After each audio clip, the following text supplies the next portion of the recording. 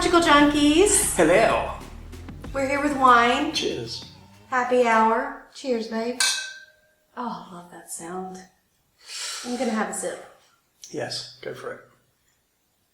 We're drinking a Vinho Verde, which, if you know anything about Portugal, they're known for. They are. It's good. It's definitely it's more northern. Well, yes, it's in that northern region of wine country. But I will also say this is one of the things that I learned here that I was like mind blown, and then I felt kind of dumb. Oh. Because when... That's green wine. Yeah, so Vinho Verde is called green wine here. And I literally thought it was because it's the hue of the wine. I literally thought that was why it was called green wine, but what it really means is that it's a young wine. Young wine. So you can have red Vinho Verdes, rosé, green Vinho Verdes, rosé Vinho Verdes. I think you can get rosé. Yeah. I'm sure I heard. And I was shocked because the first time we heard this was from a guy that we met at the wine chalet called Daniel. And I swear I left being so confused because he was the one who told me this. Yeah. And I thought it was maybe a communication or like the whole world had been turned upside down. Yeah, like a language barrier or something. Like I had to have misunderstood that. And then I realized that's exactly what he meant and exactly what he said. Yep. So it's pretty cool. So, anyway, I died. Either it's true or he was telling us a big fat fib. But I don't think he was. It's totally true. So, anyway, today we are going to do FAQ. We are. The best. You do love the FAQs. I do love the FAQs. Why do you love the FAQs? I just think because you can just talk about stuff. It doesn't... It's not like a theme or anything. anything. It's not resonating. Like, we're going to talk about this on the podcast today. Right. This could be all random questions. And that's great for those times when we've, organise a particular podcast. Yeah. But with the move and everything, time-wise... It's been a bit busy. It has been busy. We have been busy. But fun. A lot of fun. I will say this, you guys, though. We've gotten some rain in Tavira, which shouldn't be happening. Yeah. But I hesitate to even say anything since our friends at home are like dealing with freaking hurricanes. It's nothing. But it is weird that we've had rain a couple of days this week, and that's just unheard of, really, for Tavira. Yeah. I mean, when you get 50 days of rain total a year, to have a couple in a row, you can't really complain about it. But I can, and I have, but I think I should sort of check myself, really. Yeah. So. Okay, so we have a couple of questions that we're going to go over today that came in from people on the interwebs. On the webs. On the interwebs. The first one is, are you ready? Right. The first one is, how is the new place? And I think they're talking about our apartment, our new apartment in Tavira. Okay. So how would you even, tell everybody about the new apartment. Good, bad, ugly. It's great. I love it. I really do. What do you love? I love how light it is. Yeah. Now, if anybody remembers or watched, I think it was probably things like Miami Vice back in the day, where you had those see-through glass bricks. Yes, it's has like a translucent little outdated effect. It's like where you can kind of see through it, but you can't see what you're looking at. You can see this squirrely image.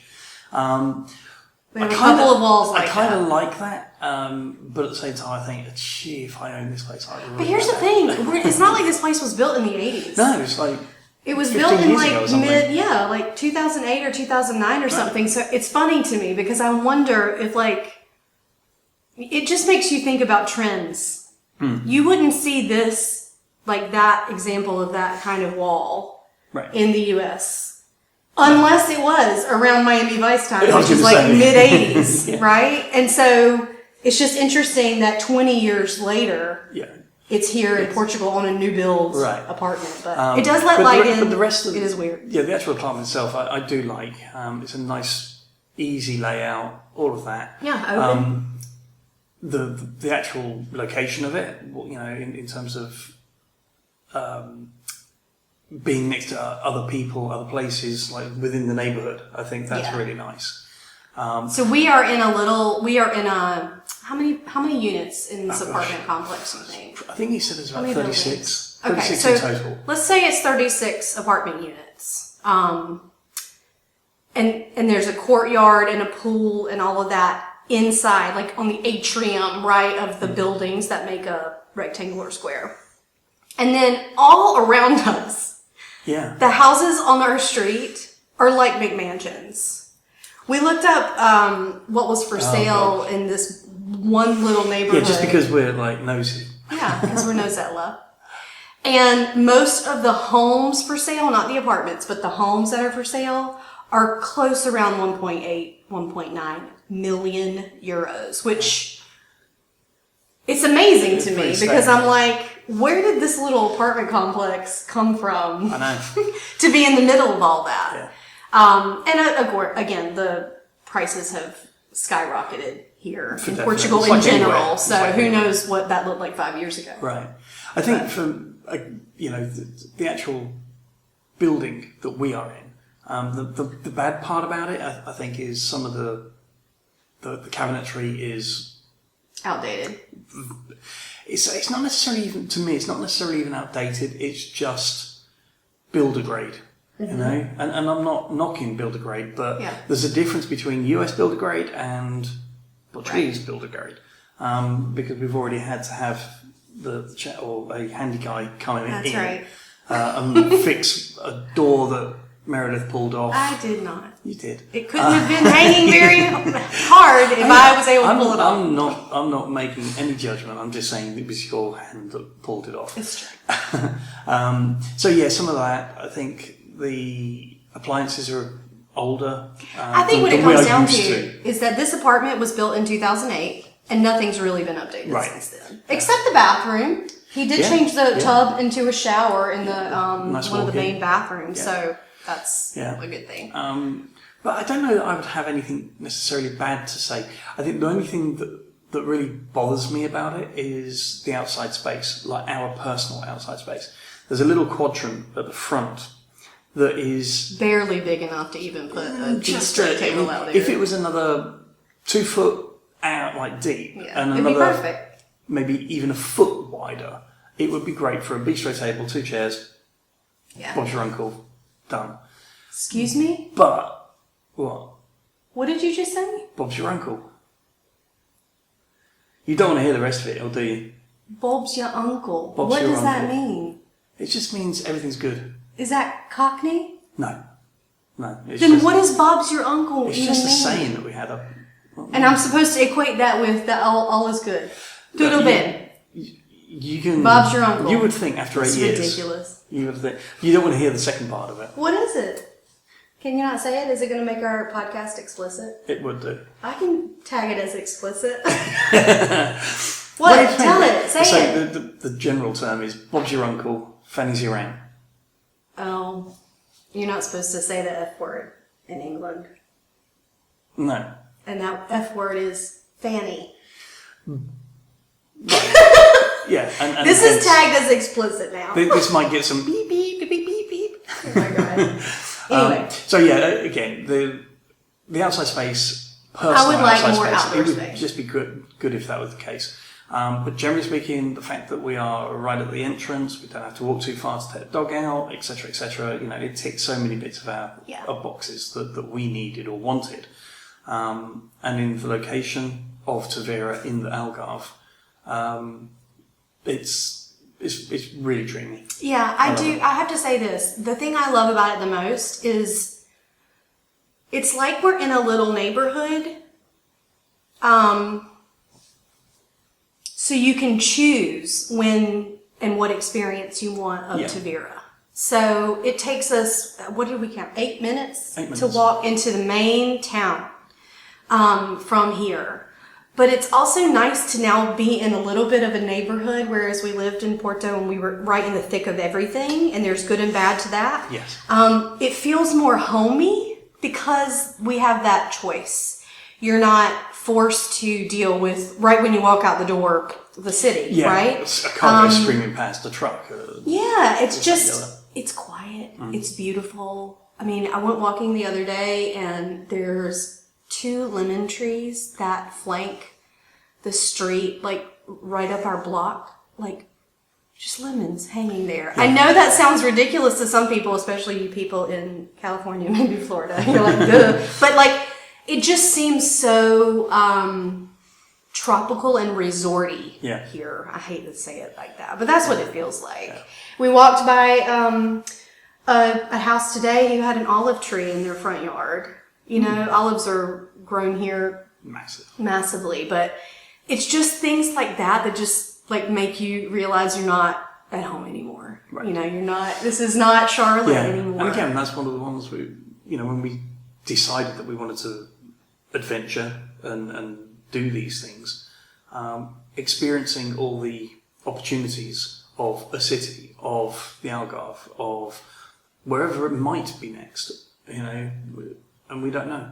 But at the same time, I'm going to enjoy this adventure, this piece of the adventure, so much. Yeah, I think overall I'm very happy with this apartment. Yes. We're very happy with our landlord too, because I'm just convinced he's like the sweetest man on the face of the planet, which is not what you expect. No.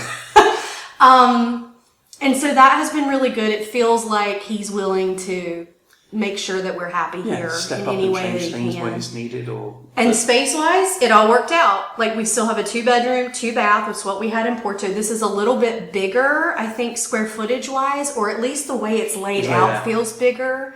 And it's just really, it feels really light and like, it feels like you're at the beach. Right. That's what it feels like. Yeah. Differently than Porto to me. So I've been very happy. I've been very happy with the location and all of that too. So, but I'm kind of embarrassed to even say that we have not even been to the pool yet. Been to the beach? Had a beach day? We did go to the beach. Oh, I'm going to talk about that at some point because I just, that was a lovely day. But we have not even been to our own pool, and I think it's because it's been raining sporadically and we've been trying to get ourselves settled here and like make it feel homey and running errands in order to do that, all that kind of stuff. But it's been really great. Yeah. I feel like the storage here has been awesome. I think that what I've learned is that the Portuguese people, or people who own property in Portugal, I should say, especially those who are renting it out, I think they have learned how important storage space is. And so it's made it really easy for us. Like, the couch pulls out into a full bed. Both trundle twins, both beds in the second bedroom are trundles, so, or you can have storage there. Same thing with our bed. It lifts up. There's storage under the bed. It's just a lot of opportunity for someone like us who kind of come with some stuff that might be pushing it for a 2-bedroom, and to live comfortably because everything has a place. Yeah. So it's just been really good. Yeah, I think that the actual apartment itself is lovely. If I were to own this, would I change? I would change an awful lot. Yeah. Just for my own experience. Better. Yeah. But again, it's not. But it's very comfortable. It is. And we're very lucky to have found it. And for anybody who, I'm sure that you're wondering, right? We paid €15.95 in Porto for our brand new apartment that they had refurbished, and nobody had lived there. Stone walls, if you've been paying attention and listening to us for a while. Yeah. The stone walls behind us and the 2-bedroom right on this beautiful street in the middle of town. Here we pay €100 less. Mm-hmm. So that was a big benefit for us, even though it was still on the high end of what we were looking for. And so next stop, maybe even cheaper than that if we decide to move. But I wanted to give that perspective because I know that's the next question for a lot of people. It's like, you like it, but how much is it? Was that a neat little segue into the next question? No. That's just what I thought that maybe somebody would be wondering. Yeah. So. Cool. I've enjoyed it. Thank you for whoever asked that question. I can't remember. The next question, ready? Yes, go for it. Is Tavira your final stop? Yes. No, I don't know, is the honest answer. Is Tavira my final stop right now? Yes. That doesn't final. No. But temporary everything for you. Yeah. I think it would have to be something really special, somewhere very special, for, to at least measure up to here, and to take it further. You mean Tavira? Yeah. Yeah, not necessarily this specific apartment, but this area, this town that we're in. Just because Tavira has got so many beautiful little spots that we found, and so many, I'm sure, that we've not even found yet, because we've been doing all this sort of setup and those sorts of things. But I have to say, I did fall in love with it the first time that we came here, and I continue to do that when we walk around town. What do you I mean, we talked a little bit last podcast about how it feels different from Porto in a lot of different ways. And I think this kind of piggybacks on this question of like, can this be the last stop for us? Could it be? I think that it could be. I didn't feel that way about Porto. No. I love Porto. And it has a special place for me because it was our first stop and it was our first experiences of being an immigrant to Portugal and all the things that we learned there and the experiences, good and bad, that we had there. All of that stuff makes it a place that I will always look back and go, yeah, it's always a memory treasure. Oh my God, I love Porto. But in terms of it feeling like home, or a potential place that you could be if you wanted to be in Portugal long term, it didn't ever get there for me. And I think it just comes down to the fact that I'm not a city girl. At 45, I'm not. If you'd have asked me at 20 when I wanted to move to New York City different tomorrow, time. Right? That's different. But I'm in a different stage in my life. And so the ability for it to feel like home just has to meet different requirements. I will say as well that Tavira itself, is making me slow down even more than I thought was possible, because I thought I had slowed down in Porto. Now I'm kind of like, not necessarily catatonic, but you're close. It's pretty close. It's very enjoyable. It is, but this one has some angst, yeah, some anxiousness that he deals with sometimes. Yeah.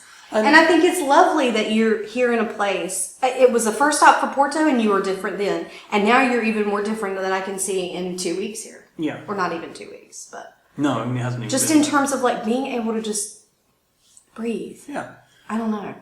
I think that being fortunate enough to be in this position, number one, is so important to make sure that we don't lose or abuse that opportunity to slow down. Right. And redirect who we are, what we want, how we want it, when we want things, and just live our life in a different way, because ultimately that was the intention. Yes. Was to live differently. Yeah. So I think Tavira has definitely done that for me. But there are times when I do think to myself, yeah, I'm very stationary. I need to do something. And yes, we do podcasts, and yes, we do other things. But my 53-year-old brain says, oh, if you're not working, i.e. if you're not out doing something, working for someone, you're not working. Yes. And so, again, it's still trying to unpack and unwrap all of that. Yeah. Same for you. But I'm not sad about the opportunity to just chill. I don't know if Tavira is the final place, but I think it's going to be tough to beat the Algarve. And I certainly know that it won't be places like Albufeira and those kind of party places.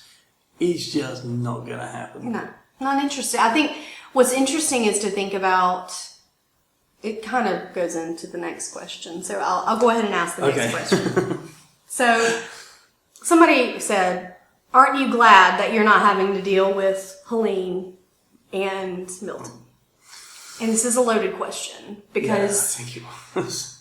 As on the last podcast, I was very, very honest about how that whole situation with Helene and it destroying places that I absolutely love and we absolutely love. And even though it was not a direct thing for our property in Charlotte, right? It just hurt so bad, and it still does, as they start to rebuild and all that. And then like hearing about Milton and watching Florida just try to do everything that they can to prepare this week? It's kind of a loaded question because, yes, I'm glad that I am not there physically to deal with something like that, but it doesn't really mean that I don't feel it like I'm there. I mean, that's the thing about when you move and you become an immigrant that I've just learned. You're kind of split. I feel like your heart splits. And part of your heart is in your home place. Yep. And part of your heart is in your new place. And all that comes with that is very complicated emotionally, I feel like. You have to kind of wade through, like, what you're feeling, and half the time you don't even know how to identify what you're feeling, which is really intriguing to me. I've told you this 100 times. I'm like, there's a whole emotional component that I would love to like create a group around, which is like identifying these things that we go through as immigrants.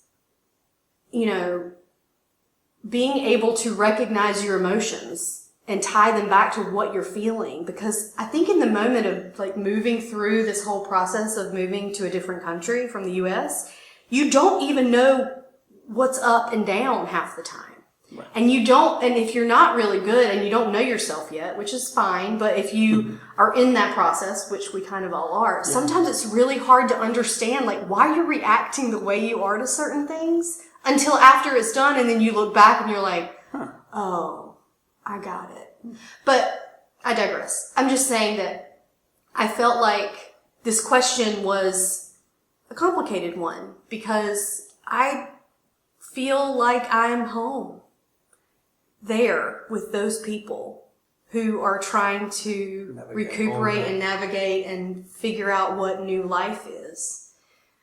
Even though I'm sitting here in Portugal. And it also made me think this week, like it makes me think life just can change real quick. And some of us are so lucky that we get these long periods of time where life is pretty damn good, you know? And you're lucky because a lot of people are on the opposite of that, where the joy and the beauty is snippets in their lives, the struggles that they have, all that stuff. And so when I think about this question, it makes me really think about the reason why we've done this in the first place, which is you're just not guaranteed anything. Right. I mean, you take it as just not. You take it as read as, you're born, you do this, you do that, you get your job, you see it through to 65, and if you're lucky, in some cases, and who knows whatever after that, But equally, there are people that were, dead set on this course, this trajectory of life particularly in West North Carolina and Florida,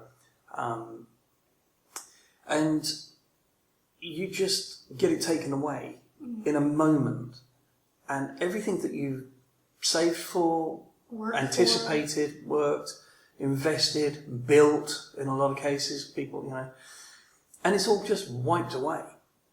That's a devastation, not just physically, but in an emotional way that I will never ever be able to understand. Unless it happens to you, I don't think you can. You're not immune, and that's right. But that's my point. Right, you're not immune. Nobody is. And whatever tragedy it is that upheaves your life, right? Whether it's a hurricane or it's losing someone or whatever it is. It will rock your world in a way that might make you go, damn, why didn't I do this then? Right. Or why didn't I do this with that person before I lost them? Or all the things. I can go on, but like when I think about the hurricanes and I think about the devastation and I think about what that means to the people who are experiencing that stuff right now, that's what I think about. And I think about like how proud I am that we made the choice to just go for it. Yeah. I know not everybody is like naturally equipped to take risks like that. And I know that doesn't mean that you won't ever. It just means that I think maybe we are more open to taking a risk like that for 77 reasons. We don't have kids. Right. We have the flexibility, like all that other stuff, right? But we still had to choose to leave careers. We still had to choose the unknown. We still had to choose the things in hopes that it would work out. It would work out. And that on top of that, that was bigger than the future regret of not doing it. Right. Because we looked at each other at one point and was like, would you rather regret doing it and it just fucking blowing up in your face? Right. Or would you rather never trying it? Yeah. And sitting here in a normal life and not having the excitement that we've experienced here, like... Right. And not doing that now because we know that it's not guaranteed that tomorrow comes. Like, I don't live in that place all the time, but I think my gratitude practice makes me very aware of it. So when I'm grateful, and when I'm in the moment grateful for things, it also makes me very aware that tomorrow's not guaranteed the way it is today. And I'm not talking just life and death. I'm just talking about circumstances.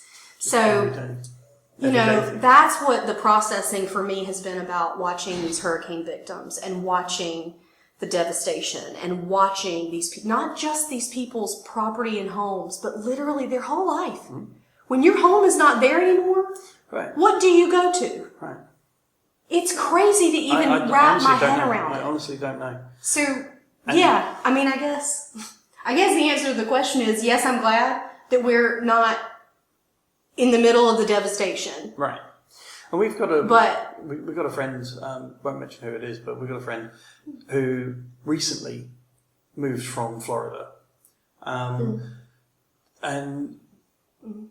she's looked back and seen pictures of her neighborhood, her prior home. And, it's just I don't understand how that would feel to see what was once yours is now gone, or at the very least completely internally destroyed. Yeah.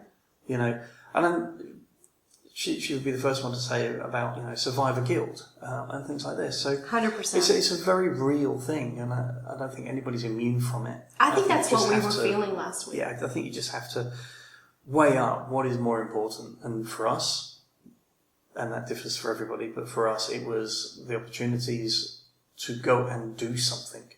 Yeah. Because I would rather it fuck up in my face than not do it. Not try. Yeah. And it's paid off for us. Yeah. So, convoluted answer to what seems to be a very simple question. It's not a simple question. It's not a simple written question, but it's not. Like, there's so much. It's a loaded question when it comes to that. And I think, when I think back to last week, and we were, we did a podcast last week about how it just felt like we were, we were so excited to be here, but we couldn't really be excited because of all that was happening at home and all the people that we were worried about. That's exactly what it was. It was survivor's guilt. It was knowing that we've just arrived in this beautiful place in the Algarve, and it is 70 degrees and sunny, and you've got beaches and like wine and pools and lemon trees. Also. And someone else's reality at that same moment that we care about in our home area is just the opposite of that. And so it did feel like guilt. It felt like guilt. And it's probably misplaced, but it does still feel like guilt. Yeah. Again, it's one of those ones where you just got to see it for what it is, and not see it for what it is. You've just got to work out what's more important. In life. Yeah, just full stop. I do believe that too. I feel like people who are unhappy typically have their priorities mixed up or wrong. That's how I feel. Like it's a struggle between what I prioritize versus what I should be prioritizing. That depends on what's making somebody unhappy and whether you have actually do anything sure, about if you have the that. privilege of changing it. Right. Yes, thank you for that. Yes. But I will also say, like, take your typical family who has followed the steps that you just outlined that society has told them is the right way. Right. Go to college, get a job, hopefully retire someday, blah, blah, blah. Right? Their priorities are a corporate ladder or gaining the next promotion or whatever it is, maybe instead of balancing life or prioritizing time with family or all those things. And yeah, this person could be completely like unhappy because they feel the pressure to do all those things that society's told them to do instead of prioritizing the things that actually make them come alive. I mean, again, I don't know. I feel like we had a moment at some point that said our priority is adventuring. Right. And then we went and did it. And we get it that that's not for everybody. And some people are completely content in suburbia and doing that whole life pattern. And I'm not here to judge that. If that makes you happy, then do it. But I know that it didn't make me happy. Right. So you're responsible for your own happiness sometimes, where it's like, how do you make life better by the decisions that are within your control? Yeah. So anyway, I'm off on a tangent, and this is the wine. Vino Verde is good. Well, it was a bit of had some bubbly in it. Yes. Or bubbles. This is true. It is known for its bubbles, but we did find out that was not how Vino Verde was always made. We did, but I can't quite remember. I think that the gist was back how it was previously made was no effervescence. There was no carbonation. Right. But Vino Verde always, like at home, if I was to buy a bottle in America of Vino Verde, I would expect it to be a little fizzy. Okay. And that lovely girl at the Porto Hidden Bar that we went to that was so knowledgeable about Vino Verde was the one who, Arca Verdades. Arca de Verdades. You should go there if you're in Porto. Is it de or dosh? I don't know. See, we need to learn our Portuguese. Dash, de, dash. I think it's dosh because it ends in an S. Because it ends in an S. No. Anyway, we're not going to argue about this on the podcast. We'll save that for another day. Save that for a whole other podcast. Thank you guys so much. We could do Give me cheers. What? We could do a podcast on what do you argue about? Well, we argue about pronunciation. We are ourselves on this. They literally see us arguing. Or here. All the time. And if you're only listening, you can't see some of the sign language going on, so that's probably good. Under the table. Under the table. I'll kick Just you like, God, don't say that. Jesus, woman. Anyway, we're pretty unedited though. I don't do a lot of editing. No. It's, why? No. Just me. Just be us. It's green. Okay. Well done. Thank you so much for the questions, you guys. Yeah, absolutely. We love these. I know we keep saying that, but I do love the FAQ episodes too. Where it's like, we can talk about all kinds of random stuff. Yeah. These are open, like anytime you have a question, we just collect them. So don't feel like you have to wait until the next time we make the call. So please send us any of your questions. And love it. We have really loved the support. Yes. So thank you very much. Keep listening. Hey, we would love reviews. We would love pass it around. Comments on even if people are not necessarily going to move here. It's true.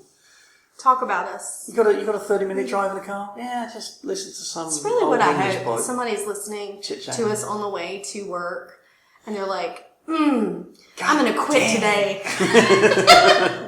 I would love that if our podcast would make more people quit their corporate jobs and like go do what they want to do. Yeah, okay. I would cheers to that. Yeah. Cheers. See you next time, guys. Take care. See you soon. Bye. Listen up, future expats. For more content about our move, the visa process, Portuguese culture and destinations, and tons of support resources for your own decisions and potential move abroad, follow us on Instagram and TikTok at Portugal Junkies. Stay in touch and help us reach more people by subscribing here and following us there. Cheers, y'all!